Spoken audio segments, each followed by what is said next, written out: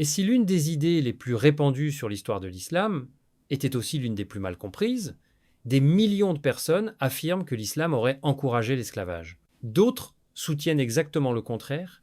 Alors, où se trouve la vérité? Que disent réellement le Coran et la Sunna authentique?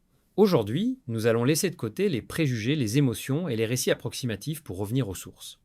Restez jusqu'à la fin, car comprendre ce sujet permet aussi de mieux comprendre la justice, la miséricorde et la sagesse de l'islam. Assalamu alaikum wa rahmatullahi wa barakatuh.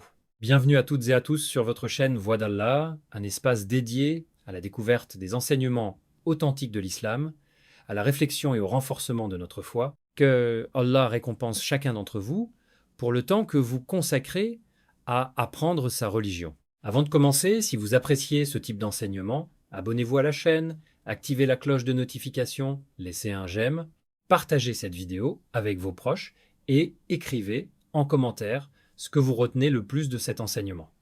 Votre soutien permet de diffuser des rappels bénéfiques à un plus grand nombre de personnes. Pour comprendre la position de l'islam sur l'esclavage, il est indispensable de revenir au contexte historique. Lorsque le prophète Muhammad sallam reçut la révélation, l'esclavage existait déjà depuis des siècles dans presque toutes les civilisations. Les empires de l'époque, les royaumes et les tribus considéraient cette pratique comme normale. Les prisonniers de guerre étaient souvent réduits en esclavage et beaucoup d'êtres humains étaient privés de leurs droits les plus élémentaires. L'islam n'est donc pas apparu dans un monde où l'esclavage était absent. Il est apparu dans une société où cette réalité était profondément enracinée. Le Coran et la Sunna ont alors commencé à transformer cette société progressivement, avec sagesse, en ouvrant de nombreuses voies vers l'affranchissement et en imposant des droits aux esclaves que beaucoup ne possédaient pas auparavant. Le Coran encourage à plusieurs reprises l'affranchissement des esclaves. Dans certaines situations, libérer un esclave est même présenté comme un acte d'expiation ou une œuvre méritoire. Parmi les exemples figure l'expiation de certains serments rompus et d'autres fautes, où l'affranchissement est mentionné comme une manière de se rapprocher d'Allah. Le prophète sallam alam a également insisté sur la dignité de ceux qui étaient sous l'autorité de leur maître. Dans un hadith authentique rapporté par Sahih al-Bukhari et Sahih Muslim, il enseigne que les serviteurs sont des frères confiés par Allah et recommande de leur donner à manger de ce que l'on mange et de les vêtir de ce que l'on porte, sans leur imposer des charges qu'ils ne peuvent supporter. Ces enseignements montrent déjà une différence importante avec les pratiques injustes qui existaient dans de nombreuses sociétés, mais cela signifie-t-il que l'islam a instauré l'esclavage? Ou bien a-t-il mis en place un chemin destiné à réduire progressivement cette pratique jusqu'à favoriser la libération des êtres humains? C'est ce que nous allons découvrir dans la suite de cet enseignement. Après avoir compris que l'esclavage existait bien avant la révélation du Coran, une question essentielle se pose: quelle direction l'islam a-t-il donné à cette réalité? Le Coran a instauré de nombreuses mesures qui favorisent l'affranchissement des esclaves. Par exemple, dans plusieurs situations d'expiation, Allah mentionne la libération d'un esclave comme un acte de réparation et de piété. Cette orientation montre que la liberté est une valeur encouragée dans la législation islamique. Par ailleurs, le Coran mentionne aussi le mukataba, c'est à dire le contrat par lequel un esclave pouvait demander à racheter sa liberté. Allah dit dans la sourate An-Nur 24-33 que si les maîtres reconnaissent du bien chez eux, ils doivent conclure ce contrat avec eux et leur donner une partie des biens qu'Allah leur a accordés. Ce verset manifeste une volonté de faciliter l'accès à la liberté. La sunna du prophète salamlah renforce encore cette orientation. Dans un hadith authentique, le messager d'Allah salamlah a annoncé que Allah récompenserait abondamment celui qui affranchit un esclave. Cette récompense immense montre combien cet acte est méritoire aux yeux d'Allah. Le prophète sallallahu a également interdit de maltraiter les esclaves. Un jour, en voyant un homme frapper son serviteur, il rappela que le pouvoir d'Allah sur chaque être humain est bien plus grand que le pouvoir d'un homme sur son serviteur. Ce rappel invitait les croyants à craindre Allah dans leur comportement envers les plus faibles. L'islam a également insisté sur l'égalité spirituelle. Devant Allah, la valeur d'une personne ne dépend ni de sa richesse, ni de son origine, ni de son statut social. Le Coran enseigne que le plus noble auprès d'Allah est le plus pieux. Ainsi, Un ancien esclave pouvait être plus honoré auprès d'Allah qu'un homme riche ou puissant. L'histoire de Bilal ibn Rabah, qu'Allah l'agrée, en est un exemple remarquable. Ancien esclave affranchi, il devint l'un des compagnons les plus respectés du prophète Salabzal et fut choisi comme premier muezzin de l'islam. Son rang fut acquis par sa foi, sa patience et sa sincérité, non par son origine. Cependant, il est important de distinguer les enseignements de l'islam des actes commis plus tard par certains musulmans. Au cours de l'histoire, des dirigeants ou des sociétés musulmanes ont parfois pratiqué des formes d'esclavage contraires à l'esprit de justice et de miséricorde enseignées par le Coran et la Sunna. Les erreurs des hommes ne doivent pas être confondues avec les principes de la religion. Cette distinction est essentielle. Lorsqu'on étudie l'islam, on doit toujours revenir aux sources authentiques, le Coran et la Sunna authentiques, et non au comportement de certains individus qui ont pu désobéir aux enseignements d'Allah. Dans la prochaine partie, nous répondrons à une question souvent posée. Pourquoi le Coran n'a-t-il pas simplement interdit l'esclavage d'un seul coup? La réponse demande de comprendre la sagesse de la législation islamique et le contexte de l'époque. Une question revient souvent.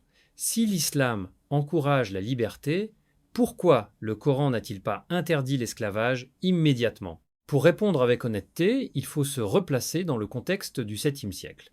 À cette époque, l'esclavage constituait un pilier économique et social dans une grande partie du monde. Des hommes, des femmes et des enfants étaient achetés et vendus dans de nombreuses civilisations, bien avant l'apparition de l'islam.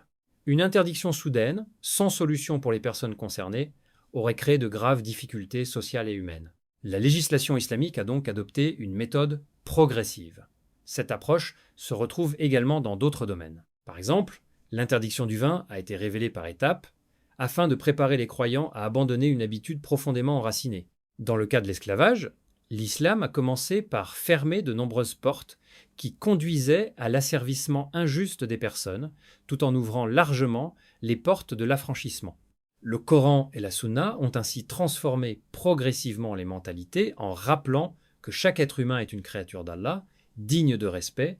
Le prophète Muhammad Sullamad a insisté sur la compassion, la justice et la bienveillance. Dans un hadith authentique, il recommande de ne pas appeler les esclaves par des termes humiliants, mais d'utiliser des paroles respectueuses. Ces enseignements visaient à restaurer la dignité humaine dans une société où elle était souvent bafouée. L'islam a également limité les sources d'esclavage reconnues à son époque, notamment dans le contexte des conflits armés soumis à des règles strictes. En parallèle, il encourageait d'autres solutions, comme la libération, le rachat ou l'échange de prisonniers lorsque cela était possible.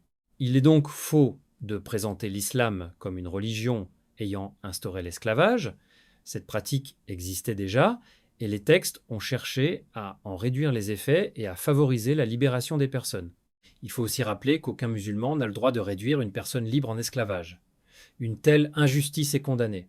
Dans un hadith authentique rapporté par Sahih al-Bukhari, Allah annonce qu'il sera l'adversaire, au jour du jugement, de celui qui vend une personne libre après l'avoir réduite en esclavage. Cet avertissement montre la gravité de cet acte. Aujourd'hui, les conditions historiques et juridiques de cette époque n'existent plus. Les formes d'esclavage sont interdites par les États et rejetées dans le droit international.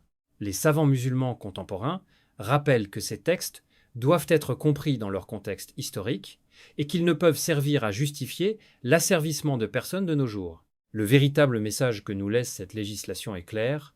Allah aime la justice, la miséricorde et la dignité de chaque être humain. Plus un croyant se rapproche d'Allah, plus il doit s'éloigner de toute forme d'oppression.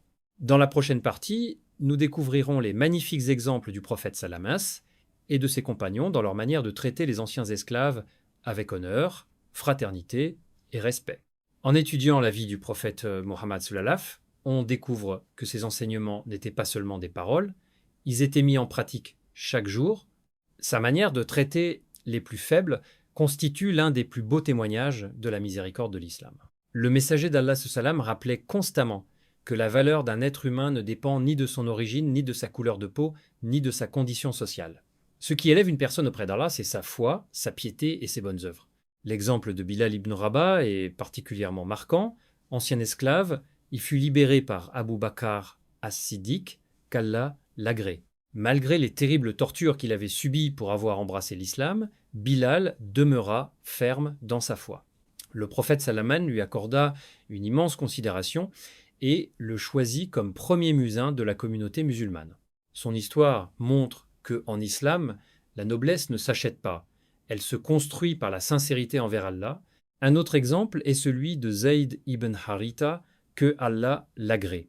Après avoir été affranchi par le prophète Salaminaz, il resta auprès de lui par amour et par confiance. Le messager d'Allah sallam, le considérait avec affection et lui confia même le commandement de plusieurs expéditions. Cela prouve que l'ancien statut social d'une personne ne l'empêchait pas d'occuper une place importante dans la communauté. Le prophète sallam enseignait également une règle fondamentale: traiter ceux qui sont sous notre responsabilité avec bonté.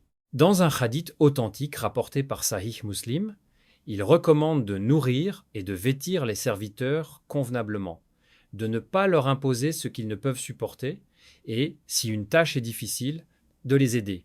Cette recommandation allait à l'encontre des pratiques cruelles courantes dans de nombreuses sociétés de l'époque. Il est également important de rappeler que les compagnons recherchaient souvent la récompense d'Allah en affranchissant des esclaves. Ils voyaient cet acte comme une œuvre de miséricorde et un moyen de se rapprocher de leur Seigneur. Cependant, l'histoire des sociétés musulmanes, comme celle de toutes les civilisations, comporte aussi des erreurs. Certains dirigeants ou certaines populations ont parfois agi d'une manière qui ne reflétait pas les enseignements du Coran et de la Sunna. L'islam ne demande jamais de prendre les fautes des hommes comme référence. La véritable référence demeure la révélation d'Allah et l'exemple authentique du prophète sallallahu alayhi wa sallam. Cette distinction est essentielle pour éviter les jugements hâtifs. Une religion se comprend par ses textes authentiques et par l'exemple de son prophète, non par toutes les actions de ceux qui se réclament d'elle. À présent, une dernière question mérite notre attention. Quel enseignement ce sujet nous apporte-t-il aujourd'hui? Même si l'esclavage tel qu'il existait autrefois a disparu dans de nombreux pays, d'autres formes d'oppression, d'exploitation et d'injustice continuent d'exister. Le croyant est appelé à les combattre par la justice, la compassion et le respect de la dignité humaine. C'est ce que nous verrons dans la dernière partie, avant de conclure par une doua sincère pour nous tous. En arrivant à ce stade de notre réflexion, une vérité apparaît clairement. L'islam ne nous invite pas seulement à étudier l'histoire, mais à tirer des leçons qui transforment notre comportement aujourd'hui. Même si l'esclavage ancien n'existe plus sous la même forme dans la plupart des sociétés, il demeure malheureusement des formes modernes d'exploitation. Des hommes, des femmes et même des enfants sont encore victimes du travail forcé, de la traite des êtres humains ou d'autres injustices. Ces pratiques sont contraires aux principes de justice, de miséricorde et de respect de la dignité humaine que l'islam enseigne. Le Coran rappelle que les croyants doivent être fermes dans la justice. Allah dit: « Ô vous qui avez cru, soyez stricts dans vos devoirs envers Allah et soyez des témoins équitables. Que la haine pour un peuple ne vous incite pas à être injuste. Soyez justes, cela est plus proche de la piété. » Surat Al-Maïda 5-8. Ce verset nous enseigne que la justice ne dépend pas de nos émotions, de notre origine ou de nos préférences. Elle est une obligation envers Allah. Le prophète Mohammed sallam a également averti contre toute forme d'injustice. Dans un hadith authentique, il rapporte que Allah a dit: « Ô mes serviteurs, je me suis interdit l'injustice à moi-même et je l'ai rendue interdite entre vous. Ne soyez donc pas injustes les uns envers les autres. » Rapporté par Sahih Muslim. Ces paroles doivent guider chaque musulman dans sa vie quotidienne. Que nous soyons employeurs, responsables d'une famille, commerçants, enseignants ou simples citoyens, nous devons traiter chaque personne avec équité, compassion et respect. Le sujet que nous avons étudié aujourd'hui nous rappelle également une autre réalité. Il est essentiel de distinguer les enseignements authentiques de l'islam des erreurs commises par certains musulmans au cours de l'histoire. Aucune communauté n'est exempte de fautes. Les croyants sont donc appelés à revenir constamment au Coran et à la Sunna authentique pour connaître la vérité. Avant de juger une religion, il faut connaître ses sources. Avant de répéter une accusation, il faut vérifier les faits. Et avant de parler au nom d'Allah ou de son messager Sullam, il faut s'assurer que nos paroles reposent sur des preuves authentiques. Si cette vidéo vous a permis de mieux comprendre ce sujet complexe, alors remercions Allah qui nous accorde la possibilité d'apprendre. La recherche sincère de la vérité est une forme d'adoration lorsqu'elle est accomplie avec humilité et dans le respect des enseignements révélés. Dans la dernière partie, nous résumerons les principaux enseignements de cette vidéo, puis nous terminerons par une invocation sincère, afin que Allah nous accorde la science utile, la justice et une foi toujours plus forte. Nous arrivons au terme de cet enseignement. À présent, prenons un instant pour retenir l'essentiel de ce que nous avons appris. Nous avons vu que l'esclavage existait bien avant la révélation du Coran et qu'il était profondément enraciné dans les sociétés de l'époque. L'islam n'a pas créé cette institution. Au contraire, le Coran et la Sunna ont introduit des réformes importantes. Ils ont encouragé l'affranchissement des esclaves, reconnu leur dignité, interdit de les maltraiter et rappelé que la véritable valeur d'un être humain réside dans sa foi et sa piété. Nous avons également compris qu'il est indispensable de distinguer les enseignements authentiques de l'islam des erreurs commises par certains musulmans au cours de l'histoire. Une religion se juge à partir de ses sources authentiques, le Coran et la Sunna du prophète Mohammed sallallahu alayhi wa sallam, et non à partir de tous les comportements de ceux qui s'en réclament.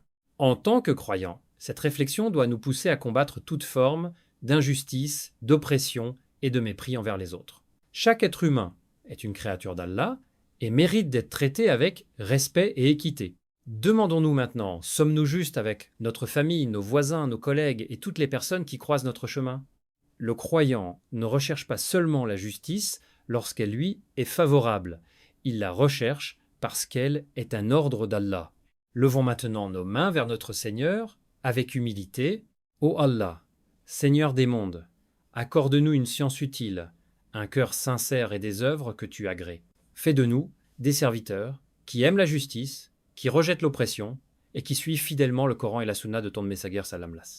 Pardonne nos péchés, ceux de nos parents, de nos familles et de tous les croyants. Accorde la guérison aux malades, facilite les épreuves de ceux qui souffrent, guide les égarés vers la vérité et fais de nous des causes de bien pour notre communauté. Raffermis notre foi jusqu'à notre dernier souffle et accorde-nous l'immense bonheur de te rencontrer alors que tu es satisfait de nous. Amin. Merci du fond du cœur d'avoir suivi cet enseignement jusqu'à la fin. Si cette vidéo vous a apporté un bénéfice, n'oubliez pas de vous abonner à Voix d'Allah, d'activer la cloche de notification, de laisser un j'aime, de partager cette vidéo avec vos proches et d'écrire en commentaire ce que vous retenez le plus de cet enseignement. Par la permission d'Allah, votre partage peut être une cause de guidée et une source de récompense continue. Qu'Allah récompense chacun d'entre vous pour votre présence, votre écoute et votre désir d'apprendre sa religion. Que Allah accepte nos bonnes œuvres, nous pardonne nos péchés, nous guide vers le droit chemin, nous accorde une foi sincère et nous réunisse tous au paradis. Assalamu alaikum wa rahmatullahi wa barakatuh.